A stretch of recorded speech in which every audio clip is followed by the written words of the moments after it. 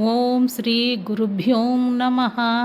மாத்ருதேவோ பவ, பித்ருதேவோ பவ, ஆச்சாரிய தேவோ பவ, அதிதி தேவோ பவ. சமர்ப்பணம்.